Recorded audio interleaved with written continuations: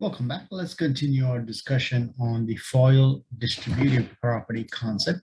So the problem that we have in front of us is very straightforward. All you have to do is to apply the FOIL method and determine an expression on the left side of the equation, and then equate it to the right side of the equation, determine the coefficients, and then put them back into the expression a minus d plus k, and you'd be able to get the net value for the problem. So let's get started. So it is 6x minus 2 times 3x plus 5. So that would be 18x squared minus 6x, and then plus 30x minus 10. Okay, 18x squared plus 24x minus 10. Now that is equal to ax squared plus dx plus k. Because these two expressions are equal, we can safely say that the coefficients a, d, and k are appropriately equal to the coefficients in the other expression. So that means a would be equal to 18, d would be equal to 24, and k would be equal to minus 10. Okay, so that means a minus d plus k would be 18 minus 24, right? Minus 10. So 18 minus 10 is 8, and then minus 24 plus 8 would be minus 16. And that is it. Very easy, isn't it? So let's keep going. Again, we have to apply the FOIL method onto the left side of the expression, determine an expression and equate it to 16, and then you get the value of x. So 5x minus 4 times 5x plus 4. So if you use the FOIL method, it'll be 25x squared, and then plus 20x, and then minus 20x minus 16, right? So these two cancel out. So it's 25x squared minus 16 equals 16. If we add 16 on both sides, it'll be 32, right? So x is 32 over 25 square root. Now at this point, you can really have two possible answers. Because I did not give you the multiple choice, you wouldn't know which one to pick. At this point, both are equally right. But on a real test, if there's one of the choices that appear to be true, then that is the correct answer. Okay, so how do we go about solving it? We know that square root of 25 is 5, so we know the numerator is square root of 32, and the denominator is 5. 32 can be written as 8 times 4 over 5. Square root of 4 is 2, so 2 root 8 over 5. This is one correct answer. The second would be 32 over 25. Square root of, let's retain the numerator, the denominator is 5. You can also write 32 as 8 times 4, or sorry, 16 times 2. Let me get rid of this because I've already done that. 16 times 2 over 5. So that would be 4 root 2 over 5, because square root of 16 is 4. So both of these are correct answers. At this point, because I did not give you a choice, I would say they both have a promise for it to be a correct answer.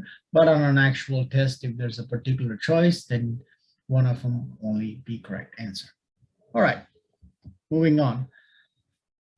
The problem on the left side is what I'm going to do first, and that is nothing but a plus b whole squared, which is nothing but a squared plus 2ab plus b squared. So if you apply that principle, you take the square of 2 root 7, and then you take the square of root 8, and then it's 2 times 2 root 7 times root 8, right?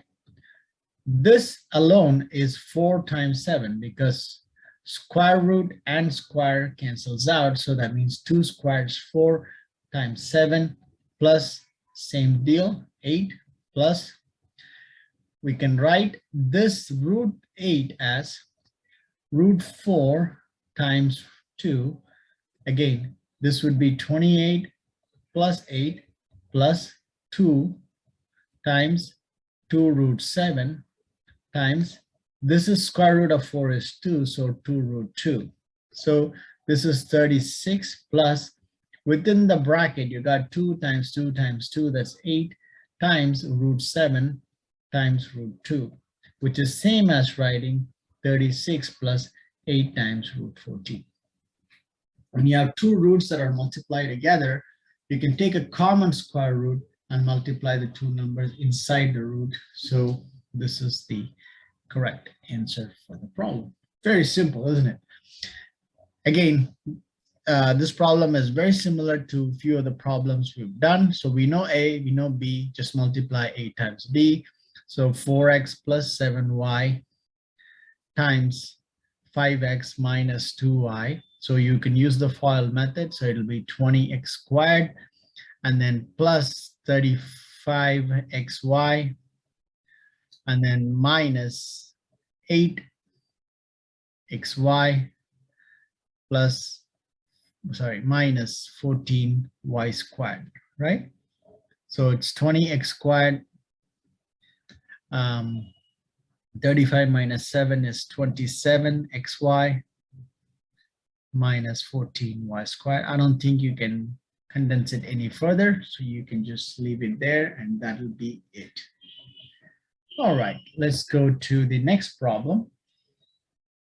3x plus 2 times x minus 6 equals 23. Again, you have to use the FOIL method to condense the two factors into a single expression on the left-hand side. So it'll be 3x squared and then minus 18x and then plus 2x minus 12. That's equal to 23. So that'll be 3x squared minus 16x minus 12 equals 33. 3x squared minus 16x minus 12. If you subtract 33 on both sides, it'll be minus 35. Minus 23, sorry. Then it'll be 35. That's equal to 0. Now, how do we find? We need 35 times 3 is 105. So we need negative 105 squared, but we also need negative 16.